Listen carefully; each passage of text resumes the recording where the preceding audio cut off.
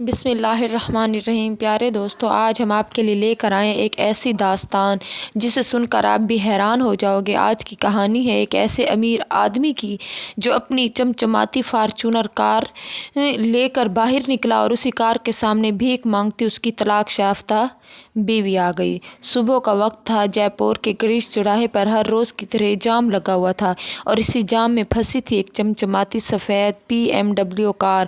کار میں بیٹھے تھے رمیش چودھری اپنے ڈرائیور کے ساتھ ایک ضروری میٹنگ کے لیے ممبئی جا رہے تھے۔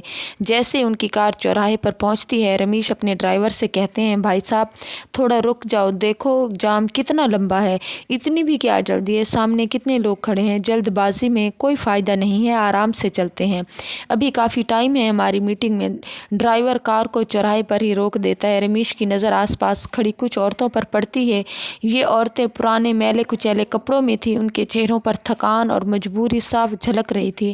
ان کے پاس چھوٹے چھوٹے بچے بھی تھے جو گندے کپڑوں میں ادھر ادھر گھوم رہے تھے۔ انہیں دیکھ کر رمیش کو لگتا تھا کہ یہ بھکاری ہیں اور انہیں اس حالت میں دیکھ کر ان کا دل پس جاتا تھا، کیونکہ وہ ہمیشہ سے صاف دل اور نرم دل کے تھے۔ وہ اپنے ڈرائیور سے کہتے ہیں، شیشہ نیچے کرو۔ جیسے ہی شیشہ نیچے ہوتا ہے، رمیش اپنی جیب سے پرس نکالتے ہیں اور اس میں سے کچھ نوٹ نکال کر ان عورتوں کو بلا کر دینا شروع کر دیتے ہیں۔ وہ 500 کے نوٹ دیتے ہیں اور مسکرا کر کہتے ہیں کہ اسے رکھو، تمہارے کچھ کام آئیں گے، اپنے بچوں کے لیے کچھ کھانا لے لینا۔ عورتیں پیسے لے کر انہیں دعائیں دیتی ہیں اور دھیرے دھیرے وہاں سے چلی جاتی ہیں۔ جام کھلنے لگتا ہے اور ڈرائیور کار کو آگے بڑھانے ہی والا تھا، تبھی رمیش کی نظر ایک عورت پر پڑتی ہے جو ان کی کار کی کھڑکی کے پاس کھڑی ہو کر بار بار کھٹکھٹا رہی تھی اور کہہ رہی تھی، صاحب آپ نے تو مجھے کچھ دیا ہی نہیں۔ یہ بات سن کر وہ چونک جاتے ہیں اور ان کی آنکھیں اس عورت کے چہرے پر ٹک جاتی ہیں۔ چہرہ تھکان اور گندگی سے بھرا تھا، لیکن پھر بھی کچھ جانا پہچانا سا لگ رہا تھا۔ وہ شیشہ نیچے کرتے ہیں اور اس عورت سے کہتے ہیں، ارے تم کاویہ ہو؟ وہ عورت یہ بات سن کر رک جاتی ہے، اس کی آنکھیں نم ہو جاتی ہیں اور دھیمی آواز میں کہتی ہے، ہاں میں کاویہ ہوں، لیکن رمیش تم یہاں؟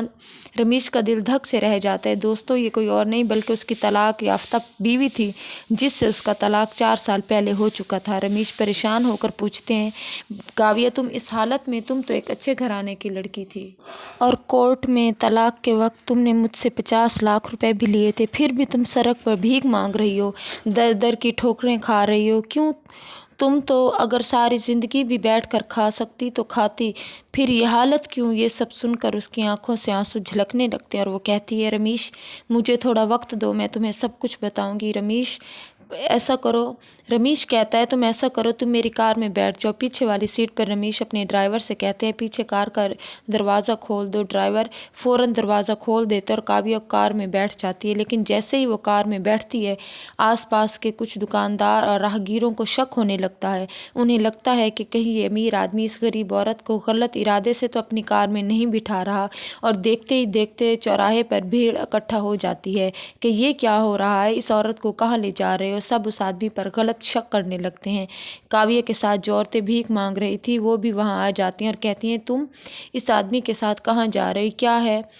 کیا کہیں یہ تمہارے ساتھ کوئی زبردستی تو نہیں کر رہا؟ وہاں کھڑا ہر آدمی کانا پھوسی کرنے لگا اور اس آدمی سے بولتا ہے، بھائی صاحب آپ یہ کیا کر رہے ہو؟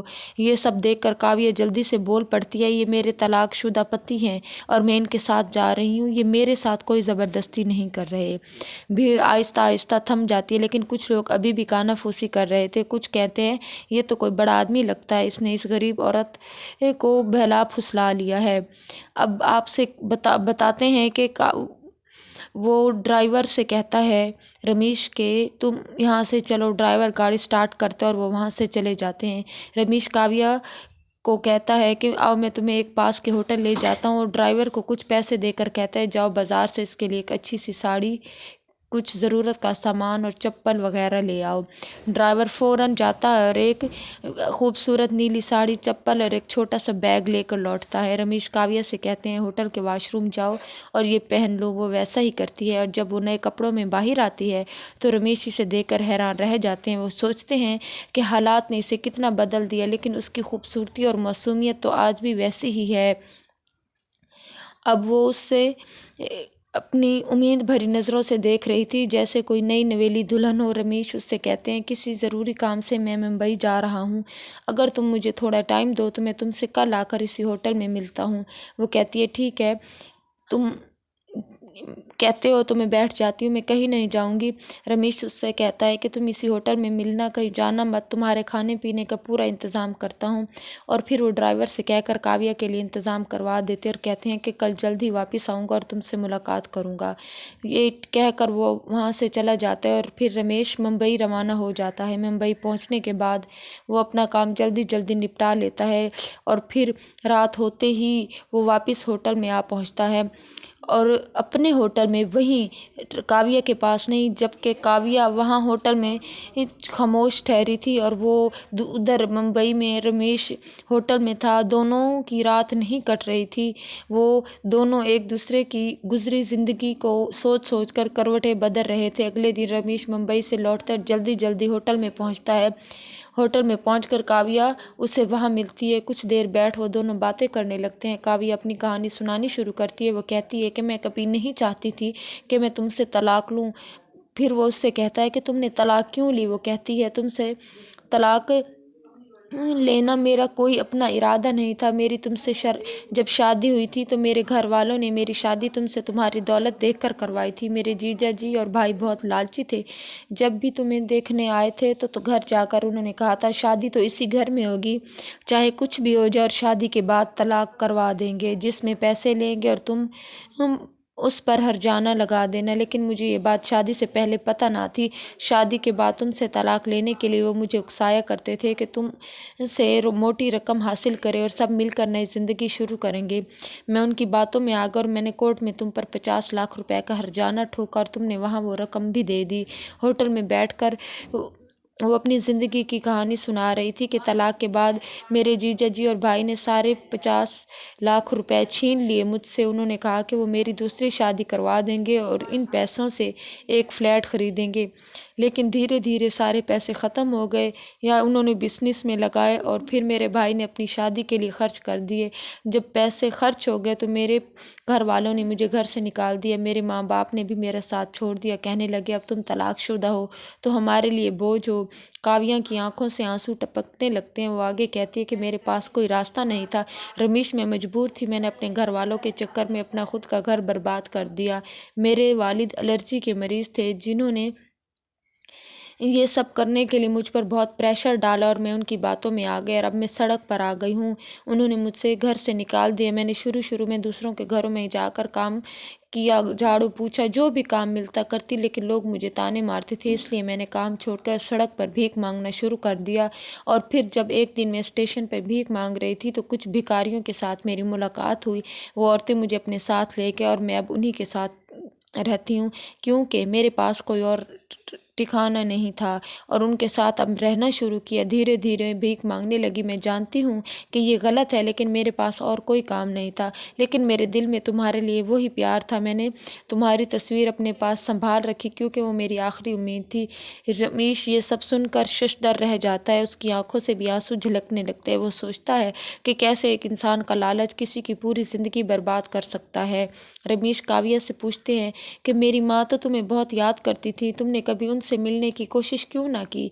काव्या रोते हुए कहती है मुझे शर्मिंदगी महसूस होती थी। रमेश, मैं उनसे कैसे आंखें मिलाती, मैंने तुम्हारे साथ गलत किया, वो मुझे माफ़ कैसे करेंगी। बातें करते करते रात के 12 बज जाते हैं तो रमेश काव्या से कहता है कि आज मेरी शाम को मीटिंग है, फिर मैं वहाँ जा रहा हूँ। अगर तुम मुझे अपना पता दो जहाँ तुम रहती हो तो मैं वहाँ से लौट कर तुमसे फिर आ मिलूँगा। अपनी किराए के छोटे से कमरे का काव्या पता दे देती है और रमेश वहाँ से चला जाता है। मीटिंग ख़त्म होने के बाद जब वो सोने जाता है तो आज भी उसका वही हाल था। रात भर उसे नींद नहीं आती। वो उसके बारे में सोचता रहता है कि काव्या ने भले ही गलती की लेकिन उसका दिल आज भी साफ़ है और उसकी कोई गलती ना थी। इसे तो इसके घर वालों ने भड़काया था। अब वो मेरे बारे में क्या सोचती है। रमेश ने जब ये सब कुछ सोचा और फिर खामोश हो गया। अगले दिन वो अपना जल्दी जल्दी काम निपटा कर लौटा और काव्या के बताए हुए पते पर पहुंचा। लेकिन वहां पर पता चलता है कि काव्या फिर से भीख मांगने गुरेश चौराहे पर गई है। रमेश चौराहे पर पहुंचते हैं और काव्या को ढूंढते हैं। काव्या उन्हें देखकर हैरान हो जाती है। रमेश कहता है काव्या मेरे साथ चलो। काव्या को अपनी कार में बिठाता है और उसका उसी छोटे से मकान कमरे में जा पहुंचते हैं जहां एक पुराना बेड, कुछ टूटी फूटी चीज़ें और दीवार पर टंगी थी रमेश और काव्या की शादी की तस्वीर। वो उस तस्वीर को देखकर रुक जाता है, पूछता है कि काव्या हमारा तलाक तो 4 साल पहले हो चुका था, फिर ये तस्वीर क्यों? काव्या रोने लगती है और कहती है रमेश मैंने तुम्हें कभी तलाक लेना नहीं चाही थी, मेरे घर वालों ने मुझे बहकाया, मैं आज भी तुमसे इतना प्यार करती हूँ जितना शादी के समय करती थी। ये तस्वीर मेरे लिए हमारी पुरानी यादों का सहारा थी, मैं इसे देखकर अपने आप को तसल्ली देती थी कि शायद एक दिन सब ठीक हो जाए। रमेश का दिल पिघल जाता है, वो कहता है काव्या तुमने भले ही गलती की लेकिन तुम्हारा दिल आज भी साफ है, मैं तुम्हें माफ़ कर दूंगा, मैं तुम्हारी मदद भी करूंगा, मेरी माँ तुम्हें बहुत याद करती है। और फिर वो उससे जब ये बात कहता है तो वो खामोश हो जाती है और फिर आंसू बहाने लगती है कि बेशक मैंने गलती की लेकिन मैं तुम्हारी माँ से कैसे बात करूं कि वो शायद मुझसे बात ना करना चाहें, लेकिन वो खामोश हो जाती है। रमेश कहता है कि ठीक है मैं तुम्हारी अपनी माँ से बात करवाता हूँ। रमेश फ़ौरन अपनी माँ को फ़ोन लगाता है और कहता है माँ काव्या मिल गई है, इससे बात करो। काव्या माँ की आवाज़ सुनते ही फूट फूट कर रोने लगती है। माँ कहती है बेटी तुम कहाँ थी, मैंने तुम्हें कितना याद किया। काव्या कहती है माँ मैंने बहुत बड़ी गलती की, आप मुझे माफ़ कर दें। माँ फ़ौरन कहती है बेटी गलतियाँ तो इंसानों से होती है, तुम मेरी बहू हो, मैंने हमेशा तुम्हें अपने घर की बहू समझा था। तुम रमेश को के साथ फ़ौरन घर पहुँचो। तो वो रमेश उसे अपने घर ले आता है और अपनी माँ की बात नहीं टाल पाता। वो काव्या से कहते हैं चलो मेरे साथ घर चलो। काव्या हिचकिचा देती है लेकिन रमेश इसे भरोसा दिलाते हैं और अपनी BMW में बिठाकर घर ले जाते हैं। घर पहुँचते ही उनकी माँ उड़ती हुई थाल सजाकर काव्या का इस्तकबाल करती है। सास बहू गले मिलकर रोने लगती हैं। माँ काव्या का माथा चूमती है और कहती है बेटी तुम वापस आ गए, अब सब ठीक हो जाएगा। रमेश अपनी माँ से कहते हैं माँ इसने जो भी किया लेकिन फिर भी देख लें कि हम इसके बारे में क्या करें। माँ जवाब देती है बेटा अगर सुबह का भूला शाम को घर लौट आए तो इसे भूला नहीं कहते, गलतियाँ इंसानों से होती है, अगर वो पछता रही है तो इसे माफ़ कर दो और माफ़ करने में ही हमारी भलाई है। अब रमेश इसे अपने बिजनेस में एक छोटी सी जिम्मेदारी देते हैं ताकि वो अपने आप पर भरोसा कर सके। काव्या धीरे धीरे अपनी ज़िंदगी को बेहतर बनाती है और रमेश की आंखों में अपने लिए विश्वास, अपने लिए भरोसा दोबारा पैदा करती है और फिर वक्त आहिस्ता आहिस्ता गुजरने लगता है। अब रमेश और काव्या एक साथ प्यार और विश्वास के साथ नई ज़िंदगी शुरू करते हैं। ये कहानी हमें सिखाती है कि रिश्तों की कितनी अहमियत है। पैसे कुछ नहीं है, सारी जो अहमियत होती है वो पैसे और प्यार की होती है। और जबकि काव्या का लालच उसे सड़क पर ले आया और जब उसने सच्चे दिल से तौबा की तो उसे दोबारा घर मिल गया।